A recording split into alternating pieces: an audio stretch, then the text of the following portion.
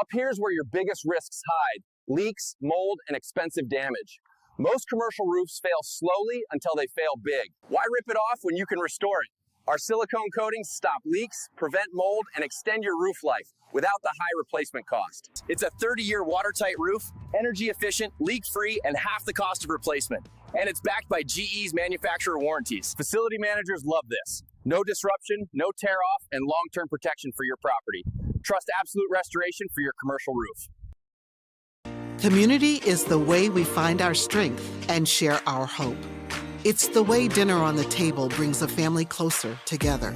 It's the way we make sure his first chapter book is the first step on his path to greatness.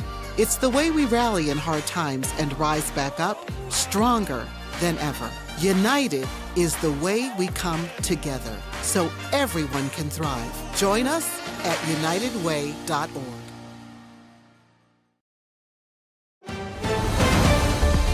Mississippi's trusted weather experts. This is Mississippi Live Weather at 5.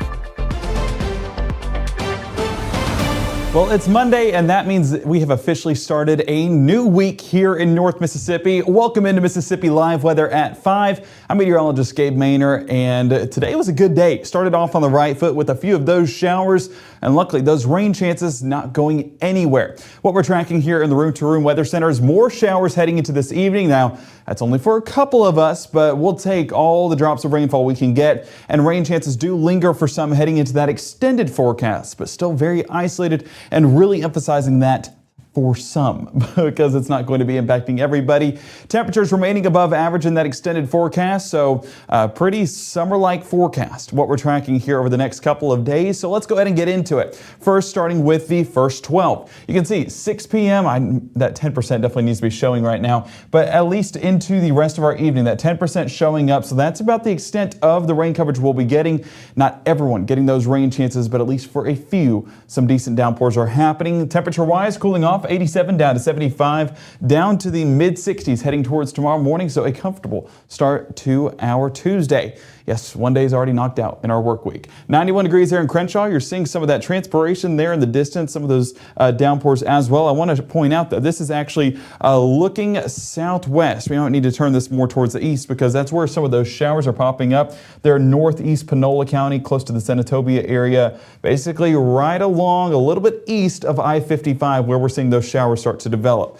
And as we take a look in Crenshaw, we'll jump over there towards Oxford, and this is going to be looking towards that northwest side. You're seeing that decent downpour right there. That's going to be northwest Lafayette County. Like we said, Lafayette, Panola, right on that county line. So there's your downpour that we're seeing, and lots of rainfall, and that is a good thing because folks out there definitely need some rainfall, especially after we got that latest drought monitor, and it didn't look very good. That level 3 drought extending into parts of that same region. So we'll take what we can get. Tupelo, 88 degrees on the drier side, but earlier today we definitely did get some showers here in Lee County, and it was a welcome sight because even here in Tupelo, we need rainfall. And fortunately for a lot of us, we have gotten that so far today. Starkville, 88 degrees, more on the drier side, but I did see some shots of a rainbow that we'll show you guys here in just a moment from our weather watchers down there in Oktibbeha County. Got a great shot of one, actually got a great shot of several, and we'll see that here in just a moment. So where we're seeing those showers right now, like I said, Panola and Lafayette County getting that the most southerly one. Well, let's go ahead and jump into that. And these are moving not very fast. We're talking about 10 miles an hour at most. And that one right there that we're seeing there towards Tyro, Glenville, and Free Springs, that's going to be about 34 lightning strikes over the last 30 minutes or so. So definitely an electric storm. And as we cycle this back over the past, let's do 30 minutes on it. Starting to see a collapsing phase. As you can see, a decent hail core on that earlier on, about 445 into 450. Let's see, right there, 450. I mean, we're seeing some decent bit of a core, a decent bit of a hail core possibly, so some small hailstones being produced, but that now pushing into Glenville, not nearly as significant, and like we said, that speed not overly high. So if we track that out, we're talking about 10 miles an hour at most. I'm going to take the heart of this storm, take it about 10 miles an hour, and keep that southwesterly pace. Haze crossing by about 5:32, crossing into Panola County, and like I said, staying on the east side of I-55, but very close. So folks around Sardis that are needing some rain rainfall. I think we barely miss this one or maybe get a few drops on the outskirts. Let's keep going up the line. And this one towards the north there, towards I-22 and Holly Springs. Like we said earlier, that first one was a collapsing phase. Let's track this one over the last hour or so. And you can see that this one's definitely starting to mature, basically taking that energy a bit, because with the summer thunderstorms, you have this cyclical pattern. And so they start to build and increase, but once they're fully mature, they start to collapse. And that's what we're seeing on this leading one. Definitely matured and is now starting to collapse. But this one on the back end definitely looks more impressive and starting to get some of that electricity there in the sky as we're getting some strikes there on the east side of Holly Springs. So let's go to the latest scan. And again, we're going to take this one about 10 miles an hour towards the southeast, or southwest, should I say. And we're going to go more of a southerly motion on that. We're seeing Waterford 512, Malone 539, and Spraggins by about 548, crossing over I-22 right now. Could see a few sprinkles there on the leading edge, but this is going to be for the heaviest portions of that thunderstorm. Let's keep going north. Actually, I'm just going to go ahead and extend it out because this one is actually all the way by the Tennessee state line. You're comparing storms, and this one definitely looks the most impressive out of the two, or out of the three, should I say. Let's cycle this over the last hour and see what phase we're in on this storm. I would definitely say, compared to an hour ago, more impressive than what it once was. That's towards Williston and Moscow, crossing into the Marshall County area just across the Tennessee state line. So go to that latest scan. I'm going to actually take a step off screen because that's too big of a storm for our storm track. We're going to have to do a full line track on this. So bear with me one moment while I draw this out. And let's actually take one more scan so I can get the path on this. There we go. Not very fast at all. I mean, we're talking 5 to 10 miles an hour, still around southwest-ish. I mean, again, it's hard to tell a path whenever we're moving this slow. So taking along the leading edge and going southwest, I like 10 miles an hour. We'll see Sladen by about 526, Hayes Crossing 539, Hayes 540, Mount Pleasant 602, and Matt closer to about 603. You can see that could trend more towards Holly Springs depending on how far this builds south. But as of right now, we like that track and where that direction it's headed. Let's go back on the home view and we can definitely see that we are not, watching anything else on radar. Those are really the main storms. This one there towards Hollandale, that we'll say, let's go ahead and track that one out because we haven't had anything on radar in quite a while. Might as well take advantage of it while we have some stuff on radar. So let's go a 1 hour loop on this and compare it. So yeah, definitely similar to what we've been seeing for those two other storms we just tracked. This one's still maturing a bit. Are we expecting any severe weather? No. And honestly, with the movement on this, let's go back and do that one more time. That has remained right over the top of Grace and Hopedale. I don't see any movement on that, really. I'll take it a little bit of a track, but I really have it remaining right over the top of Hopedale for a few more minutes if it were to go anywhere. Myersville and Elsley by about 550, 555, somewhere in there, and Ashland 6 o'clock. That's the extent of this path, and that's about 5 miles an hour on that track. So you can kind of get an idea. We're not tracking fast movers. This is going to impact very few, but the folks that it does impact will be a decent downpour at the very least. So at least we're knocking out a few folks that need that rainfall.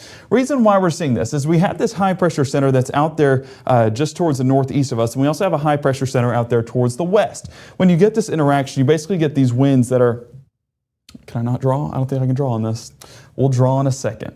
But you get this shear axis right over the top, and that's really visual right there with that line of storms forming right over the top. And we're, of course, fortunate that we're getting a few of those showers on the outskirts of that shear axis. Arkansas, Missouri, and Iowa, really the main folks that are getting a large part of those showers. So let's go ahead and take Futurecast out just a bit. And what you'll see here is, of course, those showers remaining prominent there towards Arkansas, Missouri, and Iowa. And again, we're on the outskirts of that. But then you also have some of that moisture fluctuating in off there towards the Atlantic coast. So a large part of showers are out there towards the Carolinas, whereas we're really just trying to soak in as much of that shear axis as possible. That, of course, continues towards 10 o'clock. And let me zoom it in for you guys so that we can get a better visual on the tracking of these storms. And I will say models are showing some impressive returns there by 10, 11, and 12 o'clock overnight. So some decent outputs and hopefully forming into some decent outputs of rainfall as long as models continue to verify itself. All the more reason to tune in tonight at 10 is because we'll be tracking these in the latest model runs and how they compare to each other, talking about all the runs throughout the entire day. So 8 a.m., a lot of those showers still out there towards the Mississippi Delta, and that's where a good portion of these will remain. So 20% coverage is what we have for our morning commute. Of course, those 20% linger all day long. That's really the extent of our coverage. It's going to remain very isolated, but for the folks that do get those chances, will have some decent outputs of rainfall. Like we said, slow movers. These aren't moving hardly at all, 5 to 10 miles an hour at most. Those conditions drying out late on your Tuesday. And of course, we'll have a better look at that here coming up in the next 60. But what you need to know, it's going to be a hot forecast for those that stay dry, and for those that get a little bit of that rainfall, rain-cooled relief will be a result of that as well. So we're tracking all of that here in the Room to Room Weather Center in more detail coming up in the next 60. So we hope that you stay tuned, and of course, try and stay dry if you're out there in the Mississippi Delta. Your family deserves the most beautiful smile possible. At Tupelo Smiles, we use precision dentistry and advanced technology to make visiting the dentist an amazing experience. Relationship-based comprehensive care. Come discover the difference at Tupelo Smiles. March 24th, 2023 was a normal Friday. You know, we knew the weather was not good, but we needed to take shelter, and we didn't have shelter. My husband and almost 2-year-old daughter, Ethan and Riley, they did lose their lives in the storm. We're still recovering from it. We'll always be recovering from it. Matt Laupon cares about the community. He's not just there to collect a paycheck. I feel like Matt Laupon has proven himself trustworthy. You're not gonna get it all right. Just make sure you nail the big stuff. Mama! Like making sure your kids are in the right seat for their age and size. Get it right at nhtsa.gov/the right seat. Right now, from the Room to Room Weather Center, here's meteorologist Gabe Maynor.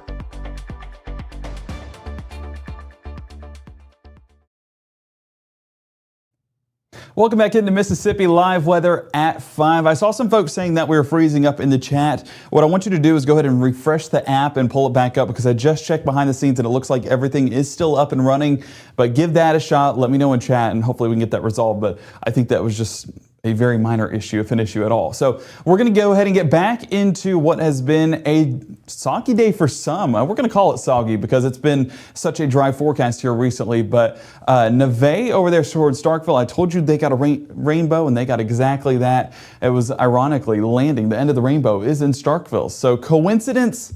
I think not. I mean, hey, Hail State, right? But a beautiful shot there. Thank you to Neve for submitting that Weather Watcher picture. Bailey in Nesbitt submitting this as well. A full rainbow across the sky. And you can see that saturated road. I mean, that's a decent downpour right there. So some puddling on the roadways. That was the most hazardous part of our commute because no severe weather was expected. This was just exactly what we needed here in North Mississippi, giving us some of those showers. Lisa in Tupelo showed this blanket across the sky of some of those stratus clouds. So this, for a lot of locations, was just a consistent batch of rainfall, just a decent batch of rainfall that produced lots of heavy rain, but exactly what we needed, like I said. So Lisa, thank you for submitting this shot. This, of course, was from earlier on this morning. And then Ronald in Iuka. As if a sunrise needed anything more to be more beautiful. I mean, take a look at that in Iuka. A beautiful shot of the sun coming up and that shower there on the, I believe that would be the northeast side. This would be looking directly east. So that is a great shot there. Just adding that shower to an already beautiful sunrise. So a big thank you to all of our weather watchers for showing out this morning. Hey, when it rains, you guys definitely take advantage of that. I'm sorry for this. I forgot it was down right now. Aberdeen, definitely not that blue skies. Actually, you know what it might be? Let me look at this in more detail. Hang on a second. I'm going to pull up analysis here real quick, and I believe we can pull up some of that satellite imagery. I'm so used to looking out in the Delta right now that we might have some blue skies. You know what? I think that is live.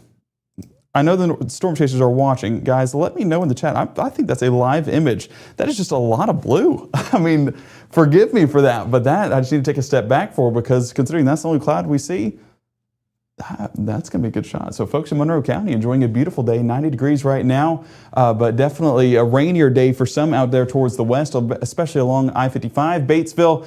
Of course, we'll turn this camera between shows because looking towards the northeast, you can see a little bit of that radar imagery showcasing a few of those showers. 91 degrees right now, still with those blue skies, but that shower inching closer to Batesville and could bring a few drops there towards the Batesville area here in the next 30 minutes or so. So paying attention to that, especially as those cells continue to increase in strength there on the northwest side of the county, or the viewing area. Kosciuszko, 88 degrees, still with a little bit of those blue skies as a lot of that rainfall has cleared out. So for folks down there, much drier forecast. But I mentioned Panola County, I mentioned Lafayette County earlier on, and we're going to go ahead and get into that because that's where we're seeing our best chance of rainfall. Of course, this one's starting to collapse on itself. I'm actually going to, forgive me, I'm going to change it over right here real quick and go back to radar.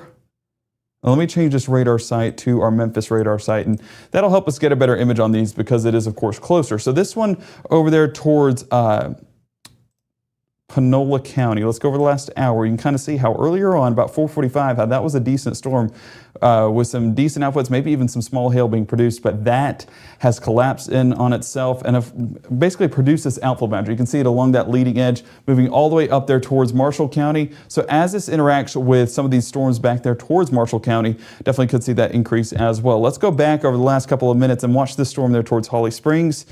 I think Holly Springs is going to get lucky and get a few drops there on the southeast side of town, but that's still building down there towards the south. And if we take this path out, again, not a fast mover, about 10 miles an hour, right along Highway 7 and move it southwest.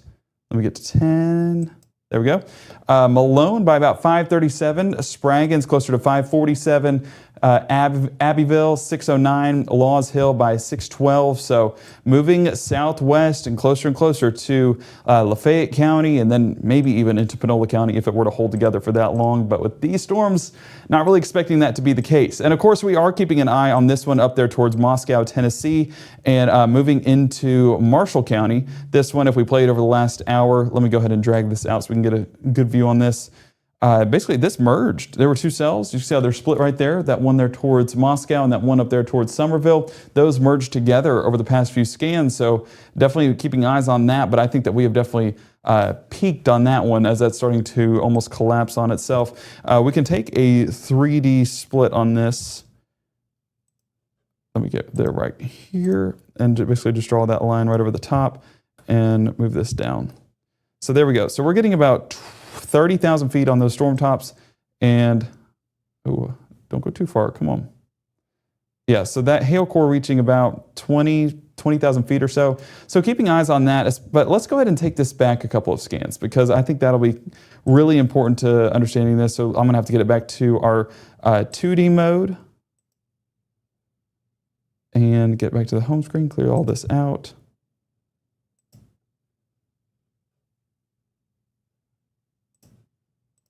Okay, there we go. So let's get back on this storm, and I'm going to have to go back up to Memphis and take it there and view this storm, and I will get a cross split on this one more time. As you can tell, I'm very excited about rainfall, so I want to go into as much detail as possible because it's been such a dry forecast here recently that we finally have something to track. So that's getting up to about 30,000 feet. If we track this over the last, let me take it back to about right there. 30,000 feet. And that's where I would say that we're as mature as it has been over the past few scans.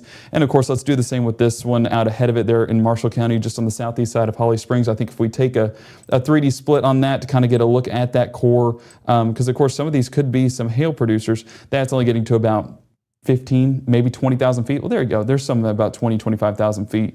But of course, if we track this out even a few moments ago, definitely see that has grown over the past few scans. So again, these are the most mature storms as of where we sit right now at about, 518. So keeping eyes on that over the next few minutes. But definitely those are the storms that we're watching right now. Everything else kind of at ease or subsided, especially that one back there towards Hollandale, basically non-existent now and starting to collapse on itself. So that's kind of what we're paying attention to is east of I-55, right along that I-22, I-55 corridor. So if we jump that into the next, yes, right here, rainfall totals. You can see how much rainfall we've gotten today. And if I populate in a few of these totals, you can get an idea of just how significant it's been. Over there towards Calhoun County, 1.4 inches, 1.9 there towards Benton County. This was over there towards Iuka where, I forgot who submitted it, Ronald. Where Ronald submitted the Weather Watcher photo. That was about 2.5 inches on that storm earlier this morning, 2.3 there towards Tishomingo, 1.6 inches close to Fulton. And we had a few sprinkles here around the Tupelo area, 1.1 inches there towards Amory and Aberdeen, quarter of an inch.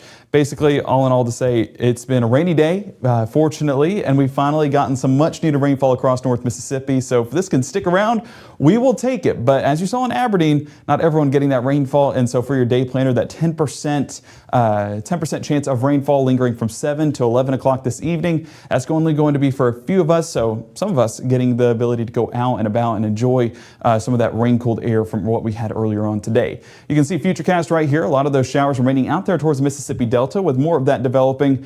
I think it is lagging a few hours behind because these storms that are showing up right here, we're basically seeing those right now. So the fact that these are finally showing up about 8, 9 o'clock tells me that we're lagging a little bit behind on our Futurecast. So move these up a couple of hours and it shows that more development is expected there towards Panola County, Tate County, and over there towards the South Haven and Hernando area. But those showers do linger and form into a few thunderstorms as well there by 2 o'clock. So this would be more like 10, 11, and 12 o'clock this evening. But chances linger all the way into tomorrow morning. So your Tuesday morning, yes, it will be starting out mild, but could be starting out rainy for a few of us out there in the Mississippi Delta. 65 to 70 degrees, that's kind of the range that we'll be seeing tomorrow morning. And of course, that 20% chance of rain that we'll have towards morning lingers towards the afternoon, and 92 degrees around that drop-off time frame. So if we track Futurecast throughout your Tuesday, you can see that those showers do linger, but very sporadic in nature. So right along that shear axis, so there's not really a uniform development of these showers and storms, but there is still the chance at showers and storms. So we'll keep that and definitely smile about that forecast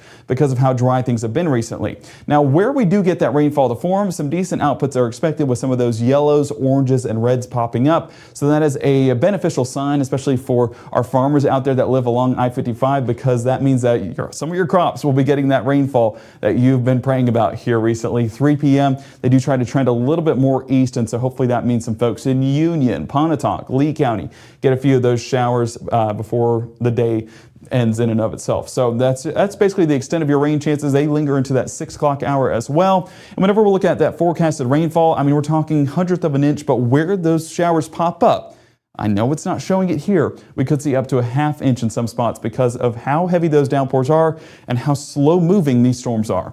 But where it's dry, hot conditions still persist. 92, 93 degrees across North Mississippi with feels-like values right around that same margin. So with moisture in the air, not exactly bringing that oppressive humidity with it, it's just going to be, again, some of those comfortable conditions. So Tuesday night, those showers start to dissipate out, and we'll be seeing some calmer conditions overnight. I know it's trying to sprinkle in a few of these showers overnight. I'm not exactly sold on that, so I would say that we are remaining, for the most part, on the drier side heading into our Wednesday morning. Now, Wednesday does have more showers that are trying to push into the forecast, especially with that sporadic development there towards the afternoon. This is what I would believe more than that heavy batch down there towards Pickens and Noxubee County. But as we push into our Wednesday evening, those chances dissipate out, and again, we'll be in a drier forecast heading into our Thursday. Thursday, actually the driest of the next 7 days. So if you need anything done outside, like mowing the lawn, if you missed out on the opportunity last week, well, then there's your opportunity this week. High temperatures, low to mid 90s, like I mentioned, and those heat indices right around that same margin. So every single day, luckily, we are avoiding that oppressive Mississippi humidity. It is just going to be those hot temperatures in and of itself. So 20% coverage for Tuesday, Wednesday, and into your Friday, but Saturday, Sunday, more rainy conditions are pushing into the forecast. At least that's how models are trending. And that's one of the things we'll be walking through tonight on Mississippi Live Weather at 6. So make sure to tune in because we'll have the latest details on that outlook for your Saturday and Sunday and for the next couple of weeks, some of that tropical outlook as well. But temperature-wise, climbing into Thursday, mid-90s expected by then. I will say heading into this week, whenever we were talking about the forecast last week, conditions definitely looked worse temperature-wise. But since that moisture pushed into the forecast, we have started to pull back on a little bit of that heat, and I think that has benefited us greatly because not only has it given us cooler conditions, it has also given us the rainfall that we so desperately need. So Saturday and Sunday, still your best chance of seeing a few of those showers, and we'll have more details on that coming up tonight at 6. So that's going to be here in the next 30 minutes or so make sure to tune in. And of course, if you have showers, if you live over there towards Panola County, go ahead and snap a picture, submit it to us at Mississippi Live Weather. We love showcasing what you guys are seeing, and we never miss an opportunity to show a Weather Watcher picture because you guys are a part of our team. So if you want to download the app, that is the best way to submit those pictures right here on the bottom left and right of your screen. Go ahead and scan that QR code today to get the latest weather information, but also provide the latest weather information with those pictures out in the field. And I just want to check right here to make sure that everything is going smoothly. Natalie, if you can let me know if that is still frozen, we can address that. But I think we fixed it. Everyone looks like it's still running smoothly. So folks out there, I hope you're staying dry. I hope you enjoyed some of the rainfall we got earlier on today. And of course, we'll have the latest details coming up tonight at 6. That is the next broadcast that we have for Mississippi Live Weather. And of course, back tonight at 10 with more on those model runs that'll get us a better idea on when those showers push in. So we thank you so much for joining us at 5. We'll see you back here tonight at 6 for the very latest on what to expect for your forecast.